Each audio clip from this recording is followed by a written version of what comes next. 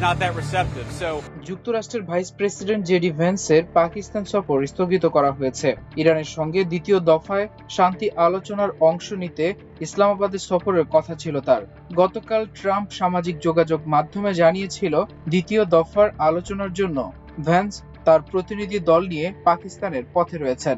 তবে যুদ্ধবিরতি শেষ হওয়ার মাত্র কয়েক ঘন্টা আগে এই সফর বাতিল করল হোয়াইট হাউস। মঙ্গলবার মার্কিন সংবাদ মাধ্যম নিউ ইয়র্ক টাইমস এক প্রতিবেদনে এ তথ্য জানিয়েছে। প্রতিবেদনে বলা হয়েছে, যুক্তরাষ্ট্রের আলোচনার প্রস্তাবে তেহরান সাড়া দিতে ব্যর্থ হওয়ায় ভাইস প্রেসিডেন্ট জেডি ভ্যান্সের ইসলামাবাদ সফর স্থগিত করা হয়েছে। এক মার্কিন কর্মকর্তা নিউ ইয়র্ক টাইমসকে জানিয়েছেন, ইরান যুক্তরাষ্ট্রের শর্ত পূরণে ব্যর্থ হওয়ায় ভ্যান্সের সফরটি স্থগিত করা হয়েছে। দ্বিতীয় দফার শান্তি আলোচনাটি মঙ্গলবার শুরু হওয়ার কথা ছিল।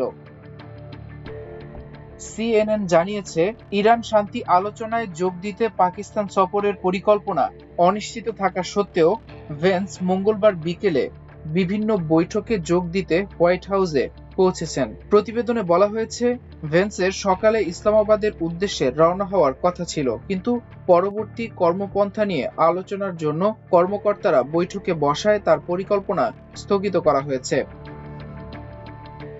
ভ্যান্সের পৌঁছানোর কিছুক্ষণ পরেই প্রতিরক্ষা মন্ত্রী পিট হেগসেথ হোয়াইট হাউসে পৌঁছান। অন্যদিকে পররাষ্ট্রমন্ত্রী মার্কো রুবিওকেও প্রায় 50 মিনিটের মধ্যেই ওয়েস্ট উইং এর প্রবেশ পথে আসতে দেখা যায় বলে সিএনএন এর প্রতিবেদনে উল্লেখ করা হয়েছে।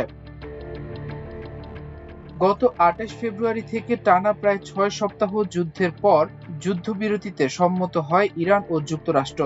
প্রেসিডেন্ট ট্রাম্পের ঘোষণা অনুযায়ী ওয়াশিংটন সময় আজ বুধবার সন্ধ্যায় যুদ্ধবিরতি শেষ হবে। পাকিস্তানের মধ্যস্থতাকারী একটি সূত্রের দেওয়া তথ্য মতে 2 সপ্তাহের যুদ্ধবিরতির সময়সীমা শেষ হবে ওয়াশিংটন সময় রাত 8টায়, বাংলাদেশ সময় আগামীকাল বৃহস্পতিবার সকাল 6টায়।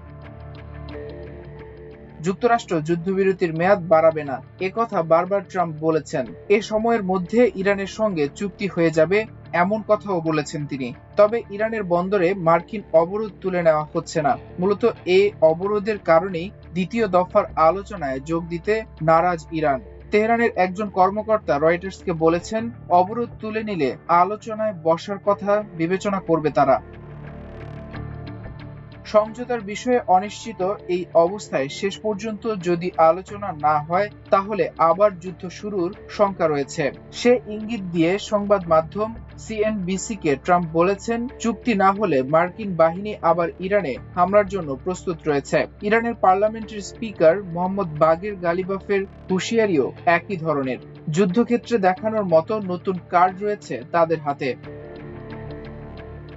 ইরান যুক্তরাষ্ট্র আলোচনার ক্ষেত্রে 2 চ্যালেঞ্জ আস্থার ঘাটতি বলে মনে করছেন পাকিস্তান সেনাবাহিনীর অবসরপ্রাপ্ত জেনারেল জাহিদ মাহমুদ। আল জাজিরাকে তিনি বলেন, পাকিস্তানি কর্মকর্তারা 2 দেশের সঙ্গে যোগাযোগ করেছেন। একই সঙ্গে সৌদি আরব, কাতার, তুরস্ক, মিশর ও চীনের মতো আঞ্চলিক অংশীদারদের সঙ্গে সমন্বয় করা হচ্ছে। আশা করা হচ্ছে মতবিরোধ দূর করে সংলাপ হবে।